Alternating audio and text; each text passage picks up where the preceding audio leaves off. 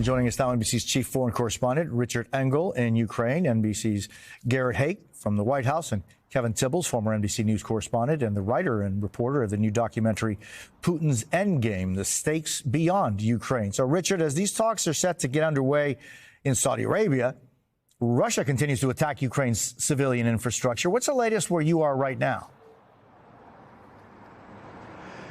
Well, there were more attacks in this area overnight. There are widespread power outages all across southern Ukraine because the Russian forces are using drones. They're using ballistic missiles to attack the energy grid here, trying to freeze people into submission. It is one of the tactics that we've seen Russia use for the last 3 years. And it is, particularly in these winter months, a particularly cruel policy going after the civilian population, because there are many children, there are many elderly people here who suffer greatly when you cut the power, cut the heat, cut the water. So this is a place that I think it's fair to say everyone here wants peace. They just don't agree on what the price necessarily will be. And people are watching this process play out, starting in Saudi Arabia. And later in the week, there are expected to be talks between the Trump administration and Ukrainian officials here in Ukraine. And people here are watching this with mixed feelings. They want to see an end of the war. They want these Russian strikes to stop, but they don't want to see Ukraine left in a completely vulnerable position where the war could happen again, where Russia could invade in a year or two or three. So one of the things you hear most from both civilians, but particularly from the Ukrainian government, is talk about security guarantees. They either want to become part of NATO, they want to have a lot more weapons so that they can become a harder target, they want guarantees from Europe, they want something in exchange for a peace deal. They don't want to feel as vulnerable as they do right now and have to go through all of this again. And also, let me just say before I finish, it's great to see Kevin Tibbles back on NBC's air. Tibbs, it's great to see you. Welcome back.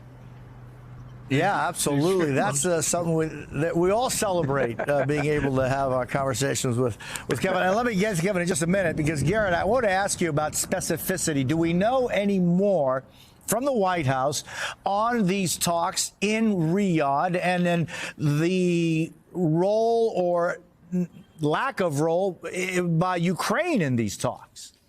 Yeah, look, Ukraine is not going to have a seat at the table in these initial discussions. That's clear, although the White House and State Department have said that this Ukraine will be involved in discussions going forward. I can tell you a little bit about what these discussions aren't. The State Department's spokesperson traveling with Secretary Rubio said this is not about fixing all of the United States and Russia's relations that have gone completely south since the start of this invasion, but it is meant to, these talks now in Riyadh, focus narrowly on essentially following up on the 90-minute phone call that President Trump and Vladimir Putin held last week to see if the Russians are serious. That's the language that the State Department spokesperson used. They want to try to feel out whether this conversation is just a conversation. Remember, President Zelensky warned Donald Trump that he doesn't think the Russians are telling the truth.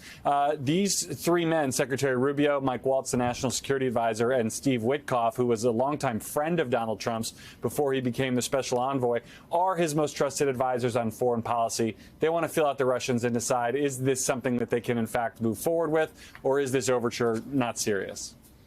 So is the White House kind of describing this not as Ukraine peace talks, but rather, how are they describing this? Well, it is very much Ukraine peace talks, but it doesn't necessarily go beyond that. Although the president himself has openly speculated about adding Russia back into the G8, kind of taking more steps to bring Russia into the fold globally. The line from the State Department here is this is Ukraine peace talks now, broader Russia-American relations later.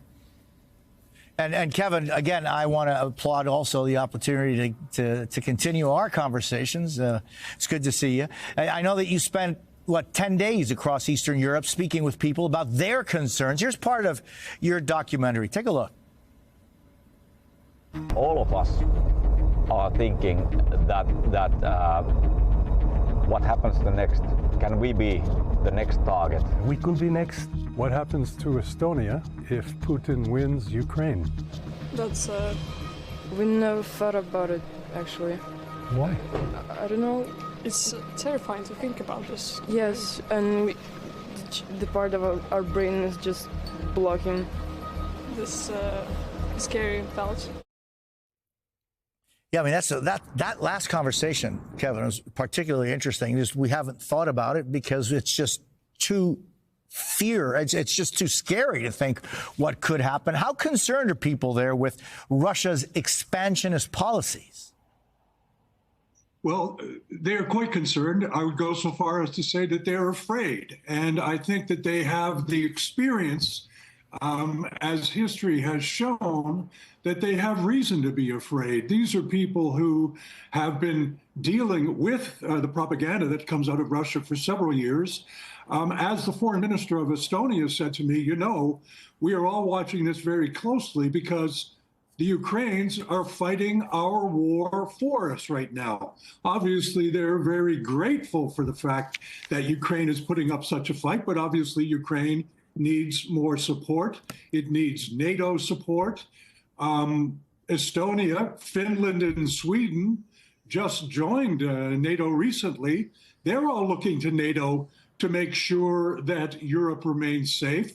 The problem is that what we're hearing now it seems to be a lot of indecision coming from the American side, and that is, are we going to support NATO? What does Article 5 mean? The people in Europe believe Article 5 means that if one member nation is attacked, all member nations will show up to help with the fight. Now people are starting to say, are the Americans going to be there? The British are there. The British have troops. We have bases in Europe as well. The British are in Estonia. But getting back to your original question, Jose, people are afraid. In the Second World War, the Soviets, it seems Putin wants to recreate some form of Russian empire. In the Second World War, the Soviets took the Baltic states. They took the citizenry of Estonia and either murdered them or sent them to Siberia to be worked to death in labor camps. So these people know their history very well, and they are looking very closely, and they want Ukraine to be at the table. Yeah, I mean, and there are so many lessons of what the Soviet Union did vis-a-vis Europe, not only Eastern Europe, but 1956 in Hungary, 1968 in Czechoslovakia. I'm just wondering, Richard, and you have such experience throughout the world, as we see that things are being discussed now in Riyadh, not in Europe, when the Western European leaders are now meeting in the Élysée Palace in Paris. I'm just wondering, Richard, how is this new axis of influence shaking the NATO alliance, the European power structure? So we talked a bit about the feeling here in Ukraine. They want the war to end, but they don't want it to end on unfavorable terms. And there is an old expression in diplomacy: if you're not at the negotiating table, you're on the negotiating table. That's the view from here. They worry that they're on the negotiating table right now, and that President Trump and President Putin, starting in Saudi Arabia, starting with that phone call, are going to divide up this country among themselves. In Europe, they're watching this very closely. As Kevin Tibbles was saying, they're right on Ukraine's border, and they worry that if the United States effectively capitulates to President Putin, gives 20% of this country up, and that's what Russia occupies right now, about 20% of Ukraine. If President Trump convinces Ukraine, forces Ukraine to give up that territory in exchange for very little, that it would send a message to Putin that he could expand further, that the West isn't as strong as it used to be against Russia, that Putin has room to push, room to grow, room to reestablish some sort of Russian empire. There is a sense in many European countries right now that the basic world order that was established after the Second World War, that favored NATO, that favored a democratic alliance between the United States and Europe, is weakening right now, and that a new age of strongmen is on the rise.